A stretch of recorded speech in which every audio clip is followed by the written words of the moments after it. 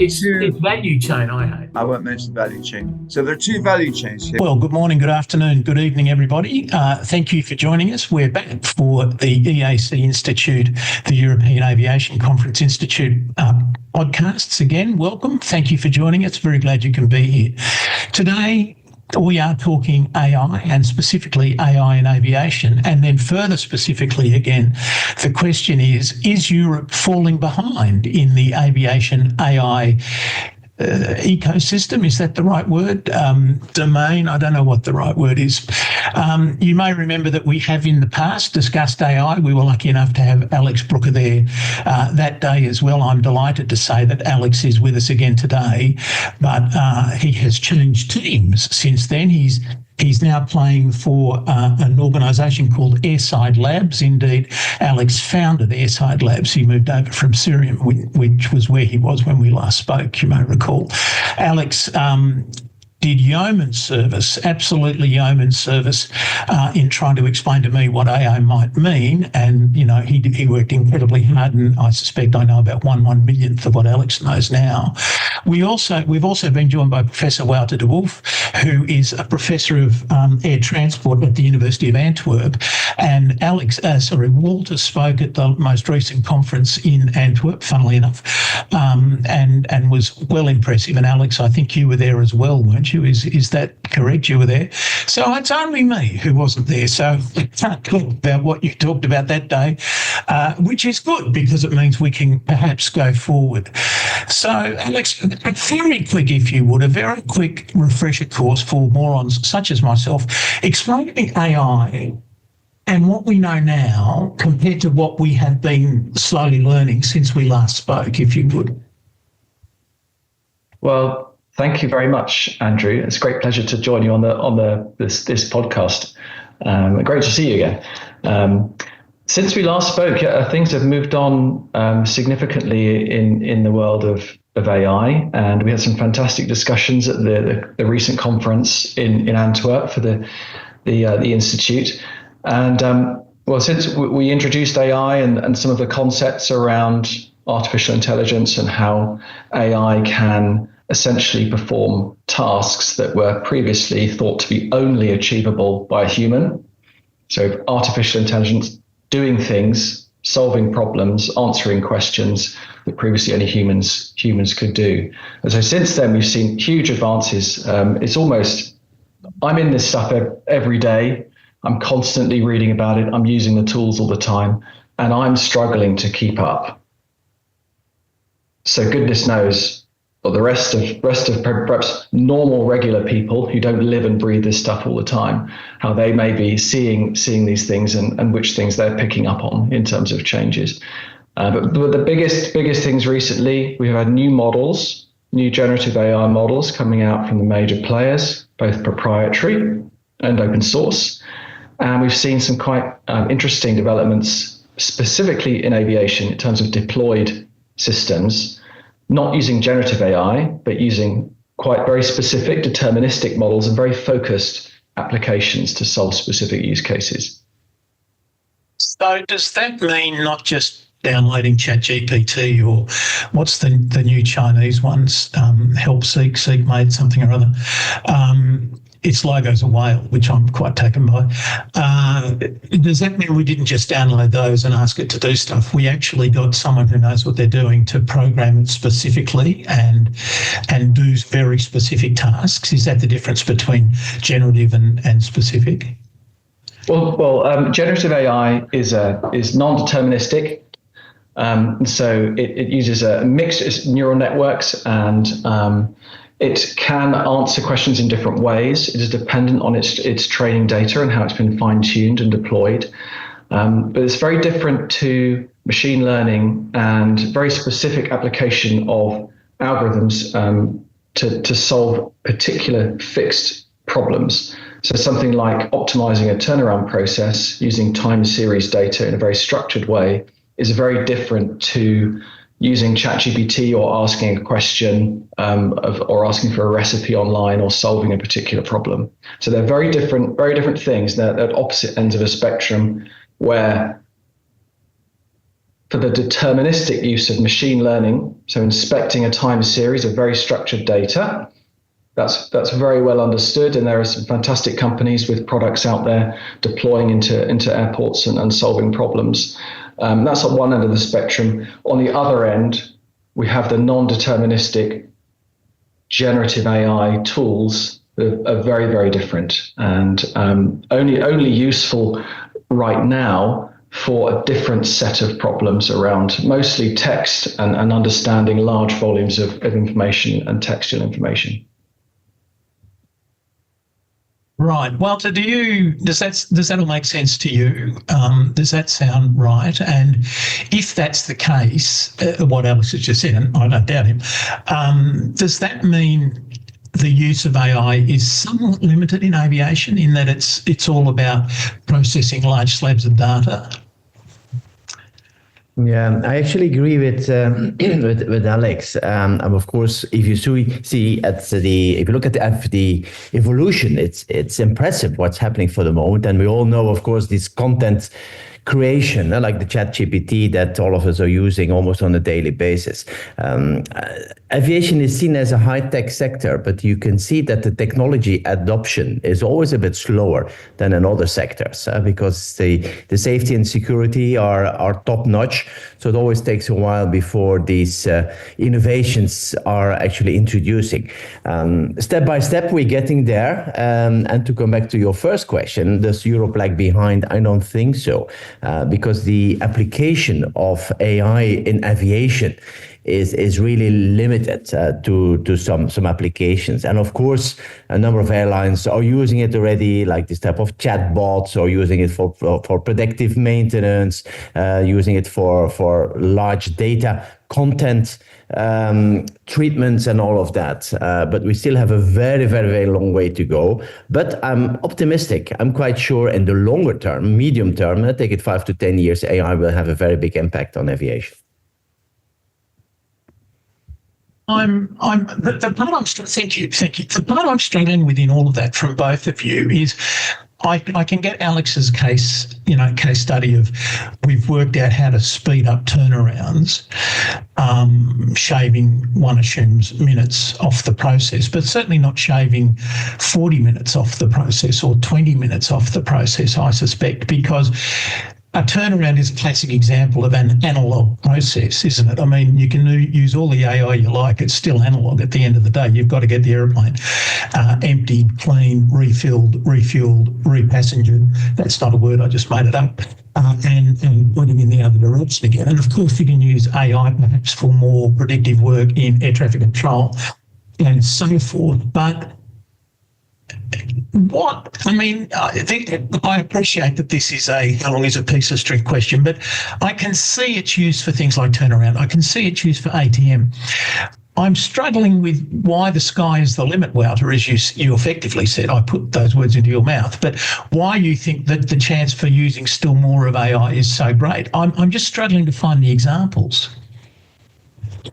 Yeah, it's already in limited use. Yeah, you have this facial recognition for check-in, which can speed up definitely the boarding process. You can also think about baggage handling and maintenance, where you can have some predictive maintenance algorithms. Also in revenue management, while there are lots of statistics for the moment, you can really add more variables into that equation. It can definitely treat and deal with significantly more data. Air traffic management, of course, there I foresee quite some improvements later on. And you have a few others as well in sustainability and cargo handling and so on. But once again, of course, it's not the holy grail. It will always be a tool.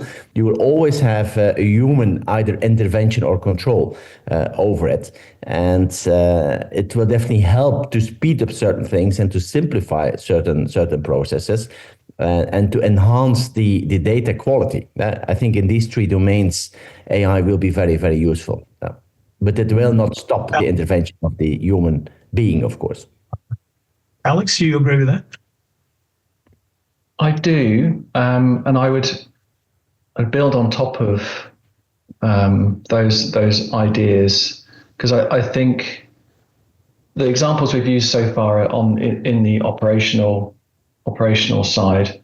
I think for knowledge workers, sort of almost any task that is involved in writing reports, creating presentations, communicating, reviewing contracts, dealing with complex data, there's lots of white collar or knowledge worker type activities where the productivity can be improved massively through the use of these tools. What I've been using myself, because I'm an engineer at heart, and so I enjoy working with the tools, but software development, creating applications just from a prompt. The tooling around that has increased amazingly just in the last few months. And so I think for the non-operational side, so a lot of the desk-based roles in aviation, the productivity of those humans in doing those jobs, I think can really increase, particularly around, we have a lot of documentation in our industry. I don't mean that as a flippant point to it, highly regulated. We have very strong safety first culture. From my very first days as a graduate software developer, that safety first priority came through right from the top leadership in every conference I went to, and every kind of product I worked on, that was always sort of running through, and you're aware of it as a culture. I think that's somewhere that's really interesting, where you can use that culture in the application of AI, which perhaps some other industries don't have. They don't have that safety first culture, whereas because that is in our industry, when we're dealing with those, back to that comment around documentation, the rules and regulations and guidelines, extensively documented, but dealing with all of those things as we build systems, build solutions, having AI help us manage those jobs and those tasks is actually going to be really power up the productivity, I think. Okay. I mean, obviously, as a writer, the last thing on earth I want to hear is that AI can be used to do writing. Whenever I've tested the waters, it's fair to say I've been underwhelmed, but, maybe satire is the last thing that you can teach a computer to comprehend. At least that's my guess. I hear all of those things. I'm just wondering, it's the definition. No, let me rephrase that. The understanding, I think, for most people in the world as what is AI is exactly that process you are not talking about, isn't it? It's that type in a couple of questions and I've got this in the fridge, what do you suggest I cook for dinner sort of thing, rather than the sort of hard-working processing of enormous amounts of data and enormous amounts of text. To what extent is what you're talking about what I think old people like me would call computing, and to what extent is it this other new thing called artificial intelligence? Do you see the distinction I'm trying to make? I mean, computers are extraordinarily good at processing data, and that's what we're asking them to do. And Wouter's example of revenue management, for example, I completely take the point that there's vast amounts of data, which over time is changing. I mean, in the old days, revenue accountants or the pricing guys would simply look at what the history was and sort of plot it out from there. And I realise that is really quite dynamic now, in a way it wasn't once. But I still wonder, to what extent should we be calling this AI, and to what extent should we be calling it something else? Does that question make sense? It was a very long one. I apologise for that. I think it's a good question, actually. I mean, I was also struggling a little bit with it. I was giving a presentation at the Royal Aeronautical Society a couple of months ago, also on AI. And I learned that the biggest difference is that it can create content. And of course, it uses a lot of energy. It uses, let's say, data, which it finds. It actually makes links, but it can also learn from data by training on large data sets to understand patterns and so on. And by doing this, it can create a coherent and contextually relevant output. But it can also have some interactivity. And these things are rather new. But in a way, you're right. The basics are, of course, statistics, data, and computers, which are linking both of it. Does that make sense? Alex can probably explain it better. Thank you. That's very helpful. Although I was a little bit worried. I was thinking about the friends I have in revenue accounting. And if you said it can go and find extra data, I mean, the last thing you want is for it to start getting your competitors' data. You want it to be running on your data and your pricing. So I guess that's a question of training, isn't it? You know, do not look over this fence. Leaving everything else aside, there could be all sorts of terrible, antitrust and collusion issues if it starts doing stuff like that. Which brings me to the point of governance, which I'll come to in just a minute. But the training I get, I mean, I just think that if you, in terms of recruiting, or maybe I'm just showing my age, I think a lot of people are scared of AI. It's going to do them out of a job, etc. How do we address those sorts of issues if, Alex, what you say is we're not doing them out of a job, we're just helping them? I mean, that's a very hard question. I think, and that's why we're here to talk about this. So I will give it a go. Each time there has been a jump in technology, a change in technology, there has been a disruption to jobs. So moving from agricultural processes that were not automated was a huge disruptive change, no doubt to the people involved then. And I think this is similar.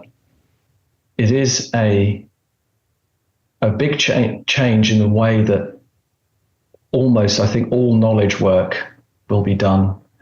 So writing reports, reading them, creating presentations, making decisions, reviewing contracts, procurement, requirements development, all of those jobs and all of those things that humans do to build stuff in aviation, I think will change for the better. In what sort of time frame?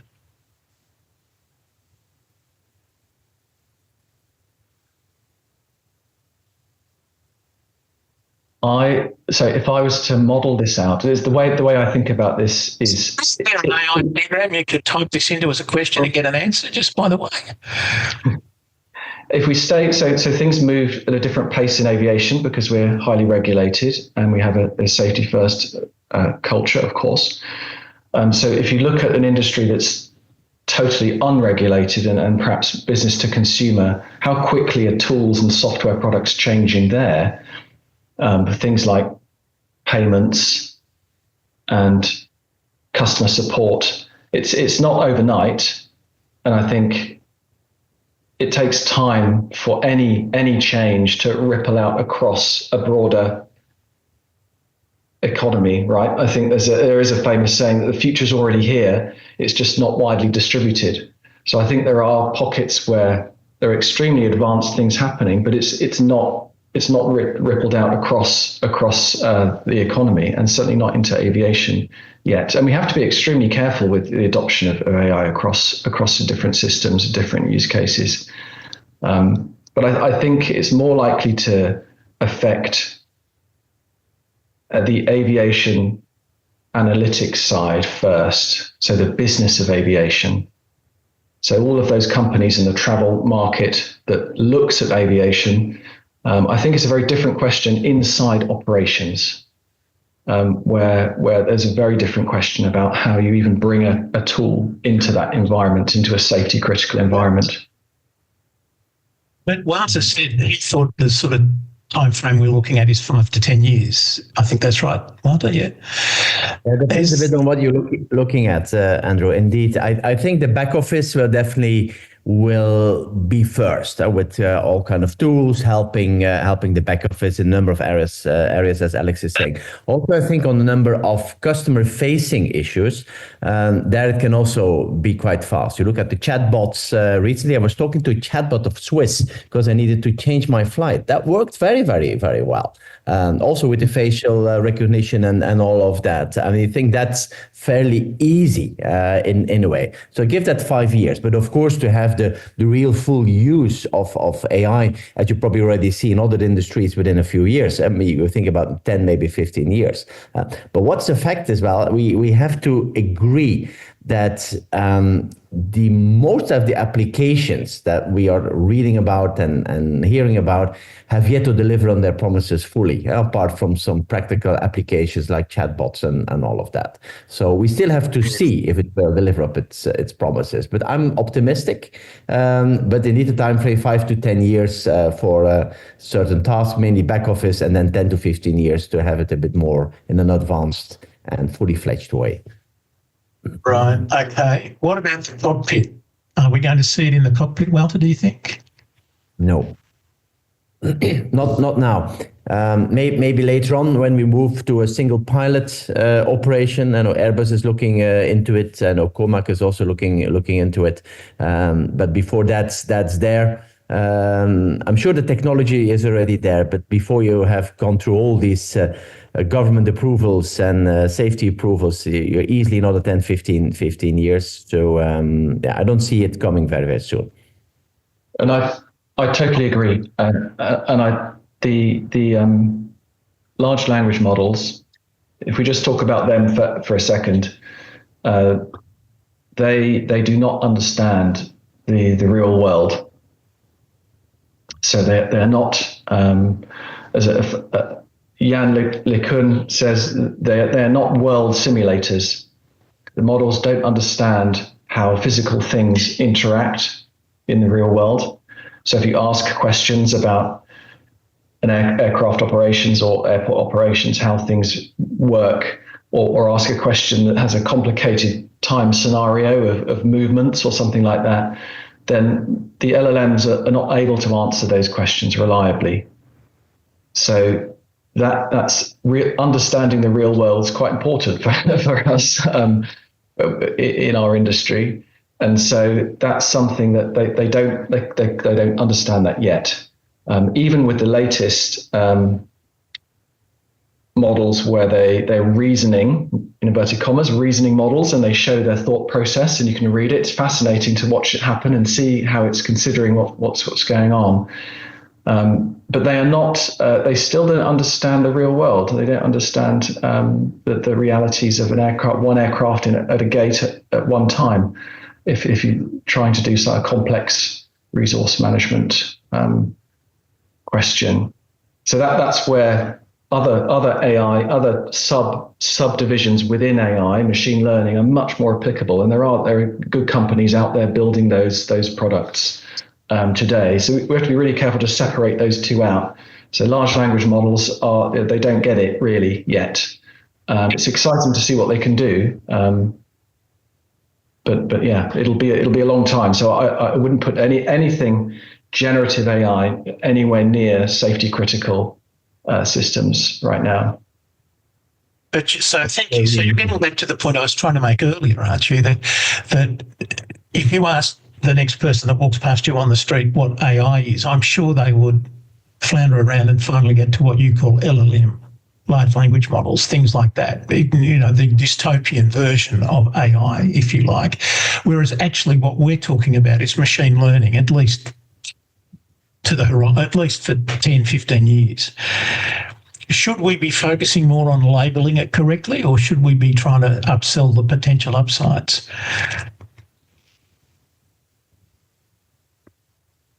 Depends who we're selling it to, I guess.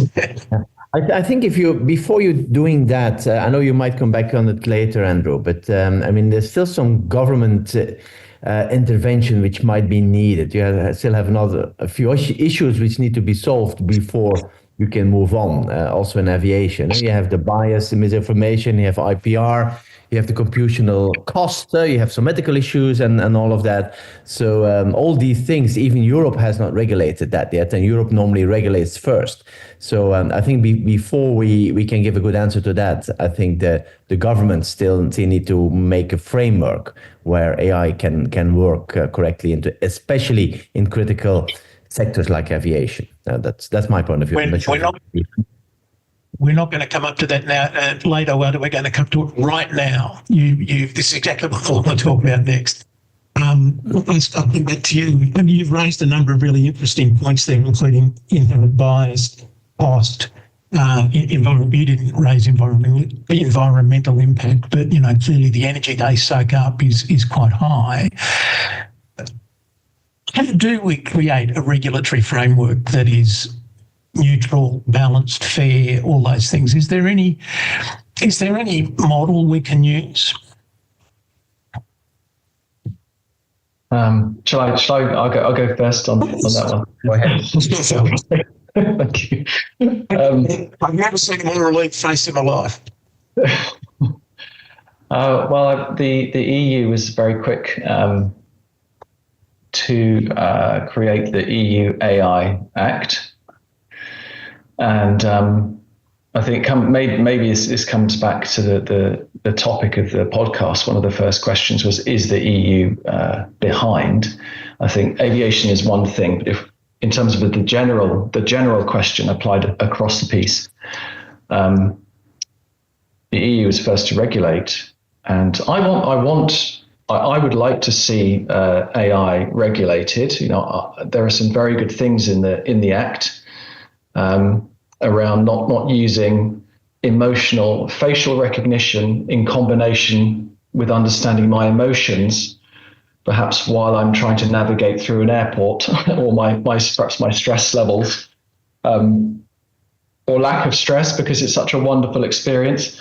That kind of thing is a prohibited use case under the guidance, and there's really good stuff in there. But I do think that in the general sense, leadership is still up for grabs. But there's no argument that the main players are in the US and China in terms of the proprietary models and the big companies and the levels of investment. Seen some really encouraging stuff. Mario Draghi's competitiveness report, I thought was very good. And some of the things coming out of the EU AI Action Summit, and for me in the UK, the AI Action Opportunities Plan was very cool as well. I was very pleased to see that. But I think in general case, there's a danger of falling behind. And I'd love to know, Wouter, what your view is on that side. Well, we're definitely lagging behind in technology development, but that's not only on AI. It's in many sectors, unfortunately. Apart from aircraft building, because with Airbus, of course, we have an excellent product. But even there, quite a lot of technology is coming from the United States. If you look indeed at the four largest companies, which are the highest market cap, which are investing in AI. You have Apple, you have Alphabet, Nvidia, Microsoft, and all of that. They're all American. And indeed, in China, you have some new kids on the block who are doing quite well. And in Europe, you don't have any company. Maybe I forget one, but I don't see any company who's really focusing a lot on that. So yes, we are lagging behind on the technology. But maybe now what you see what's happening on the geopolitical front. We have the capability in Europe to move forward and to do some speed upgrade, let's say that, but that still would take years before we are catching up. Technology, yes, we have it if you look at chips and all of that, but the applications there's still that's a very, very big gap to be filled. So to be seen over the next couple of years. Yeah, could I build on that? Please. That's why I think the whole story around open source is really interesting because while the EU AI Act was being drafted, There was also an executive order from the Biden administration, but before the AI Act was fully drafted, there was the treatment of open source was unclear, and there was lots of disagreements about whether releasing a large language model as open source with open weights and the training data, is that equivalent to perhaps giving away intellectual property, or is that a dangerous thing to do? Because what people might do with that model, or they might align it a different way that you didn't like. And I think what's transpired since then, because Meta released the Llama models, and subsequently there have been lots of models that have been released to open source. And there was a specific carve out in the Act to permit open source. And I think that's where in the UK and in Europe, using those models, there's a big company called Mistral in France who've done some fantastic things. And Lovable in Sweden are making great strides in building developer tools. But my point around open source is that because the models are open source, the LLMs themselves are becoming commoditized as a technology. And then the opportunity in Europe is that we can build the applications on top. And that's back to Wouter's point around creating applications of AI. That's where I think the leadership is up for grabs. And you building that on top of open source, we can only do that because those models are open, and we can make use of them and train them and fine tune them in the way that we want. Thank you, Alex. You better than I built on where I was trying to go with my intervention as well, which I guess is, and you've half answered it, I think.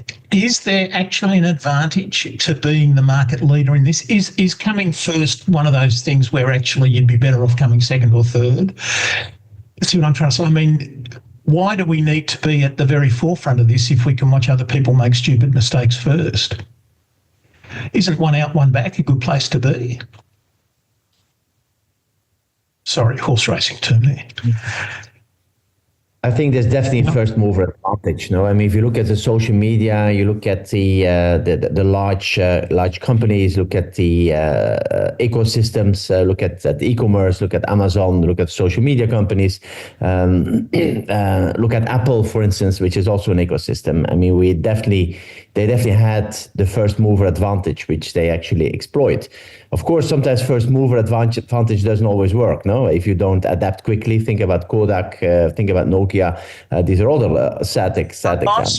Think about MySpace. I mean, first mover advantage may or may not be as beneficial as that's my question, I guess. And Alex's point that the technology is only half as important as building on with applications and actually focusing it in to do specific tasks might be a better place to be, because that can be proprietary again and you can sell it.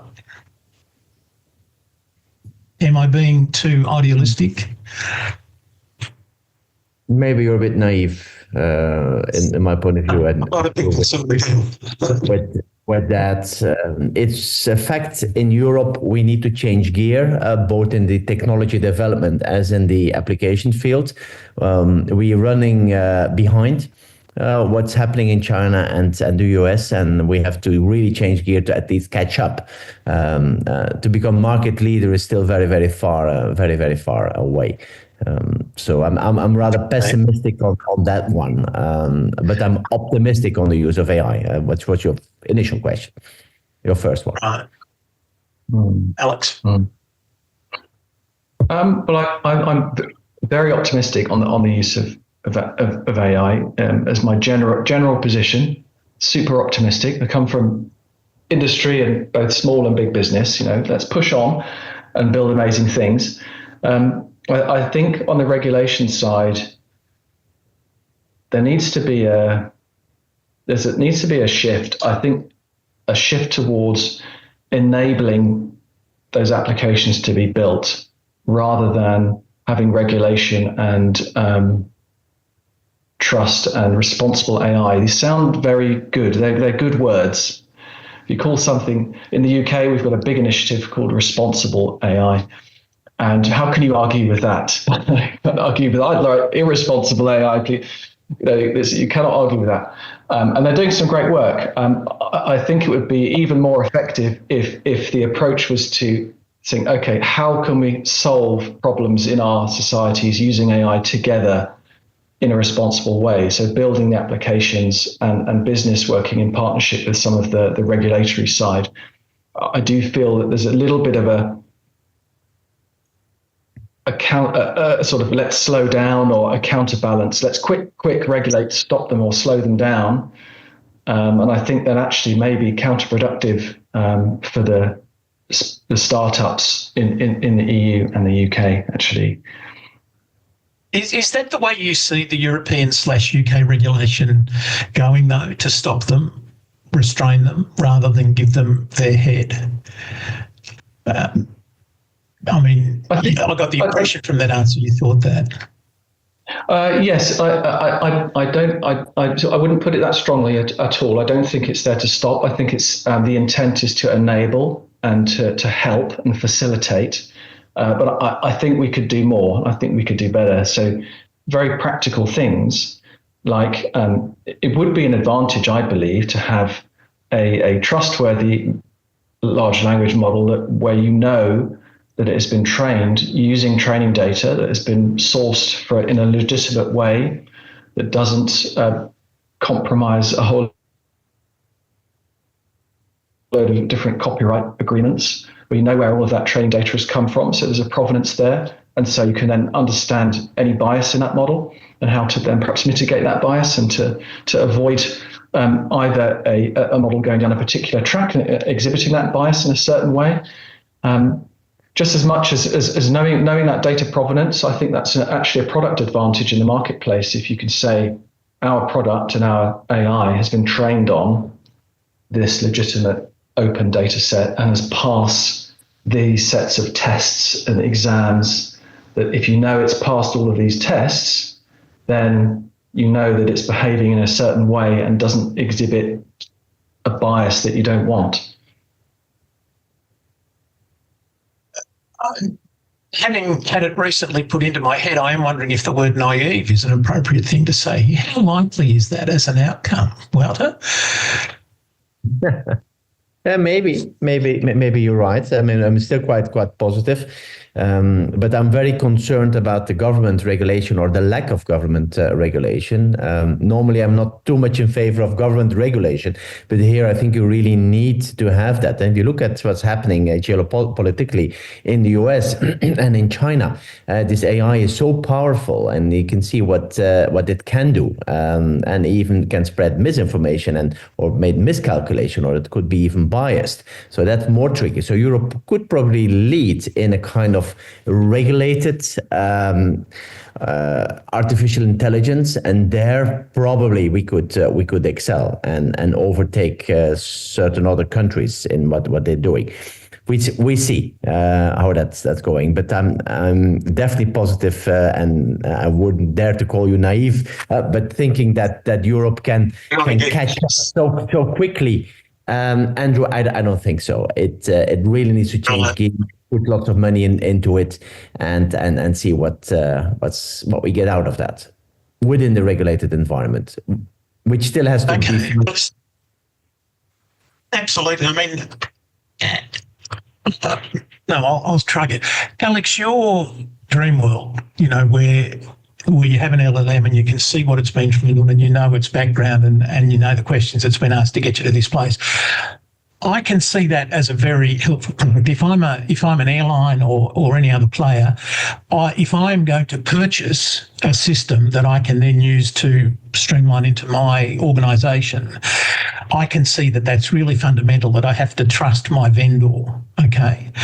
Now, I just wonder how possible it is to make that free for anybody to use, or whether that's something I would be prepared as an organisation to pay for.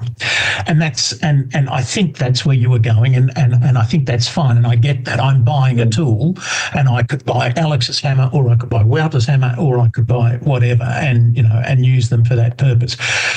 Where I see that going, though, is a little bit dystopian, I think. Does that mean, therefore, we end up in an environment where we've got a series of islands of quality, responsible AI swimming around in a sea that includes all sorts of irresponsible AIs, or certainly not verified, not background checked, not auditable AI? Think of them as sharks. Is that effectively where we end up? Is that where you're going, or is that where I'm going? I think, well, there will always be a mixture of different products and tools in the marketplace. I think that open source AI is a very, very positive thing, because it can be inspected. So if you have the technical tools and the wherewithal to do it, you can go and review the weights and review what's gone into a model, and you can even read the mind of the LLM. There are some tools now that allow you to kind of almost see what the model is actually thinking. But I do think that the use of a set of benchmarks, and just like, well, perhaps we do like with humans, with the bar exam in the US for lawyers, or if there's a medical exam, you pass exams to prove your knowledge and understanding of a topic. I think, to use a sort of very practical example, having and there are projects in the EU that already have some of these things, but open data sets and test exams that you can run the models against, so that in your scenario where you're in aviation, you're an airline looking to purchase a tool for something, if it has those check marks of, it's passed this exam, it's passed the EU question and answer data set on regulations or whatever that is, I see that as a positive thing. And those kinds of tests and questions and the data, that could be open source as well. And then any business wishing to offer a product can test themselves against that benchmark in the marketplace and perhaps achieve that product certification. And perhaps more importantly, any purchaser of this product can take it as a stamp of approval or something like that.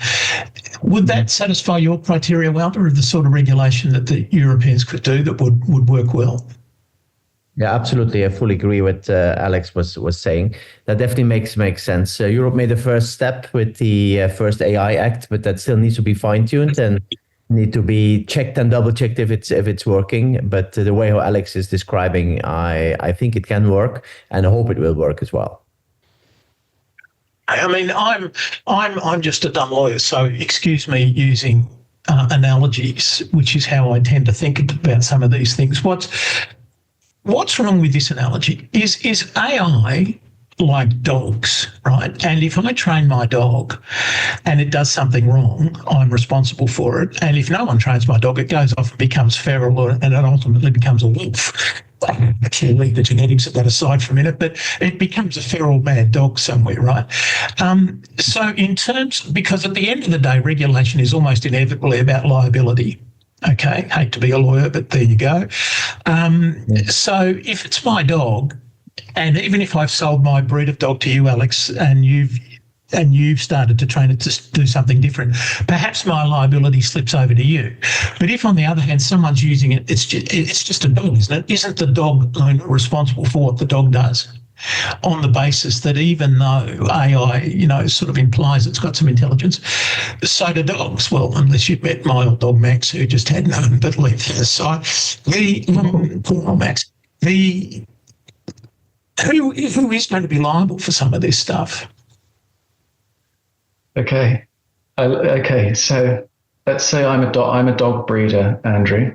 Yeah. And I'm going to sell you a puppy. And with that, I provide some paperwork I think when you purchase a puppy, you have a pedigree. You get some paperwork on the family tree. So, is it actually pedigree? And what's the family tree? But maybe there's also, I provide a warranty to you that when you say sit, the dog will sit down.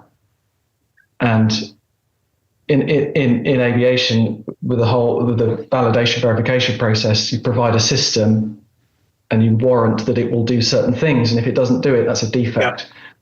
So how, in this analogy, if I provide you an AI, or if I sell you a dog, I'd have to warrant that it behaved in a certain way. But then where does the liability sit? Is it with the supplier or the operator using the tool?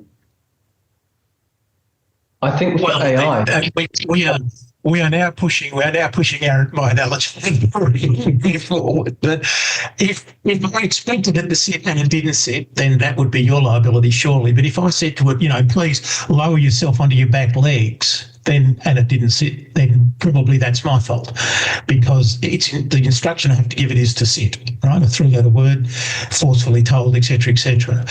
But let's stop there for this point. But at the end of the day, one of the things we are going to have to sort out, again, I sound like a lawyer, I apologise, is liability. What's your view? Where does liability fall in these things? Is it different to any other legal product or system that you can think of? Well, that's exactly the problem you touch upon, isn't it? I mean, where's the liability also for misinformation and for bias? I mean, it's very difficult to make that in the correct framework. Same with ownership of IPR, because it actually trains based on inputs and on data it finds. I mean, who owns IPR as well? And then you have lots of ethical issues as well. Because decision-making, transparency, algorithm bias, privacy concerns, all of that. You have so many things that needs to be solved, much more than only liability. But you're right, Andrew, liability is the hottest issue there. Well, it's the most, frankly, it's probably the most important, and I say that without for a minute putting aside ethics or IPR and all those other things, because at the end of the day, if this is going to be commercially used, there's going to be commercial issues in it, I think.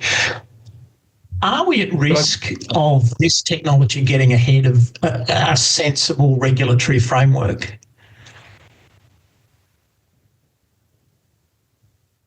Has that risk already been weighed? Let's just look behind you. Is that where we are? I think the pace, I've not seen a pace of change like this in my career before. Even when my career first started in year 2000, 2001, in the internet sort of revolution. Sorry, I didn't mean to remind anybody of their age, calibrating that. But I've not seen a pace of change like this before. It is absolutely incredible how quickly the new models and the new approaches have been coming out almost week by week. So it's inevitable that this will get ahead of a regulatory framework.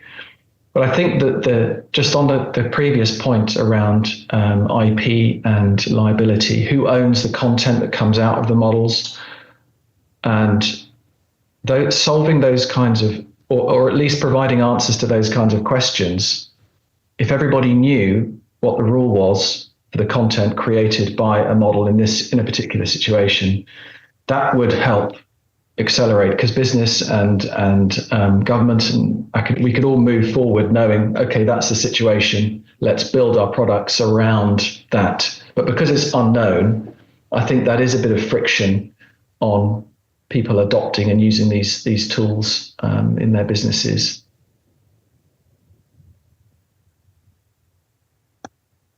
And anyway, the legal department liability.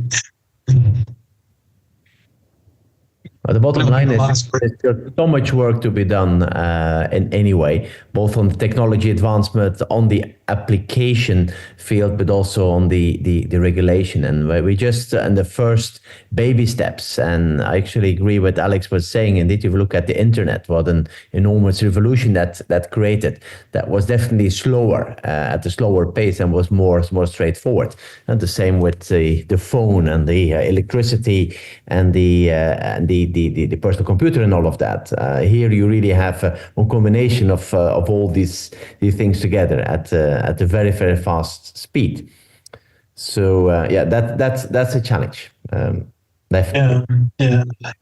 It's also the perfect segue, isn't it, to talk about what's going on in the United States at the moment, where we are getting a real-time experiment in slashing. I mean, by which I'm talking now, of course, about President Trump and his sidekick, Mr. Musk, who have come in, burnt and slashed and burned through the staff. And let's not talk about any other department. Let's just talk about the Department of Transport and the FAA, where there have been massive layoffs already, and the expectation that bringing in this group of people, or perhaps some other people, who knows, bringing in this group of people may see the United States ATM system move from being, frankly, quite antediluvian to being totally state-of-the-art and AI-driven and all those other things. I mean, Mr. Musk and Tesla have enormous experience in automation and those sorts of things, and there's no disputing that, that thing where he blew up the rocket went up and then the canister came back down and got caught into the same place. I mean, that's mind-blowingly, unbelievably clever. If he can do that again, that would be fantastic. Unfortunately, a lot of other products Mr. Musk has have what they very coyly describe as unscheduled rapid disassembly events, and that's really not what you want in air traffic control. That was my little. I don't know why I got onto that quite so long. My question is, though, is the solution step by step, or is the solution that they're now experimenting with apparently at the FAA, which is to crash through? How are we going to make the changes? I mean, aviation, everyone said it. We said it ourselves 5 times today. Safety first, always safety first. Maybe is what we need some sort of total change, or are we just going to have to keep iteratively improving? Wouter, you're the professor. The first remark I would like to make is that the US, if you look at the FAA and air traffic control, they're already less automated than Europe. The pilot has significantly more autonomy than they have here in Europe. So they are lagging behind in automation. So to move from their current position to AI, that's a very, very big jump. So I don't think they can actually make it that way. But it is true that further automation can definitely help. If you talk about the FAA, but also in Europe, we can still make some significant steps there. AI can help with that to move forward. But I don't think that Elon Musk and his team can make that big change that they probably envisage in a couple of years at warp speed. You cannot do it for the largest domestic aviation market in the world. At the current state of their air traffic control, no way, that's not going to work. Yeah, yes, I'm similarly. The whole two things in my brain at the same time. I have never been so sort of amazed and impressed by the progress that SpaceX have made, and right from the dual landing at the same time, and then the chopsticks catching the rocket as it landed. I mean, those, for me as an engineer, worked in aerospace a long time. Those were real. They was punch the air moments for me. For the topic at hand of improving ATM, I think any big organizational change, you have to bring the people with you, in my experience. And I think it's one thing if you have complete control of an organization, top to bottom, and you can direct everybody, everything.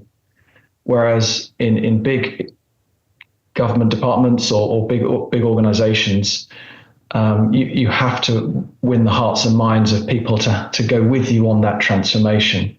And I think a very direct, cutting approach can work, but in a big organization, it's harder to win people over, I think, with that approach. Because to a successful outcome is an improved, more efficient, perhaps and more automation, fewer systems that are running out of maintenance road in place. So I think I'm quite conflicted. I've got these two different thoughts in my head about the wonderful engineering and aviation, aerospace achievements, the ability to bring world-class engineers and have them work together and do wonderful things, but also big organizational change is very different. And so that's my concern, really. As I wrote recently, if the FAA is putting out a new roadmap for improvement and change, I think it's X marks the spot. But that's another very useful segue, and thank you for it, to the last thing I wanted to talk about. I think what you were effectively saying there, Alex, I think completely about bringing the staff along with you, and I think we're not seeing that with what's going on at the FAA at the moment, but we are all distant from it. But maybe what you need to do is start with a clean sheet of paper, which brings me to drones and eVTOLs and those sorts of things, and specifically to China, where China is already well ahead on eVTOL certification. It's doing commercial flights with passengers on board, automated flights, things like that. And you earlier, Alex, mentioned that, and Wouter agreed, that we're well behind the Chinese in terms of technology. Is that where the real risk is? Is it going to come over the horizon from the other side, from the east, not the west? Wouter?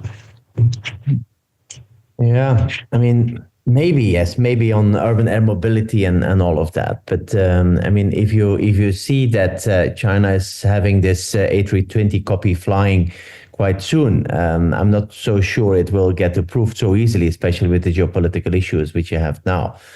So they might have the technology, but China doesn't have, for the moment, the capability to build a wide body aircraft. So to build an urban air mobility. I'm not talking about wide body aircraft. I'm not talking about commercial aircraft at all. I mean more in the eVTOL sort of space, the 4-8-seater sort of market, which everyone keeps telling me is a real market. It gets complicated, and I don't see it's being approved here. But you're absolutely right. And in China, they are making very fast progress with that. In Europe, we had two companies; both of them are actually bankrupt. In the US, they're making slight progress, and in China, apparently, I have a PhD student working on it, a Chinese PhD student, so he has access to some interesting sources. Yes, they are making progress, but still much has to be seen if it can really be applied fully in Europe. I believe more in the 2030 electric aircraft seaters rather than this urban air mobility, the flying cars. Here in Europe, I don't really see the practical applicability yet for that. But yes, you're right. They're making technology. They're making big advancements. Sometimes they might cut corners, but they're getting there. So the danger might come from the east as well. But once again, they still have a big gap to fill first. Alex? Well, I don't know a great deal about the eVTOL market and that side of things. Most of my work, a little bit of work on the middle mile logistics stuff. But the only general point I would make would be, I think what gets me excited is not a 2-seater, 4-seater air taxi for perhaps the very, very wealthy. I'm more excited about the 20 or 30-seater. Let's bring the cost down. Let's have a sustainable way of fueling this thing. I think for me, just as a generalist, I'm much more interested in that side of things working out, and less so on the small number of seats for an air taxi type scenario. But yeah, I'm not an expert in the eVTOL market. More a generalist than an historian, I noticed, Alex. I mean, the world's first ever commercial air flight where a passenger paid money to be travelled. The aircraft had 2 seats, one of which was the pilot, so it was a single pilot operation, and it had 1 paying passenger. So, you know, tiny acorns, enormous oak trees, etc., etc. Ladies and gentlemen, that we have taken up an hour of your time, and I'm extremely grateful to you for that. I'm even more grateful, frankly, to Wouter and to Alex, because I think this has been incredibly helpful and it has pushed my knowledge further forward, indeed considerably further forward. And I want to thank both Alex and Wouter for their time and for their understanding and learning and their patience. So with that, I'd like to wish you all a very good day.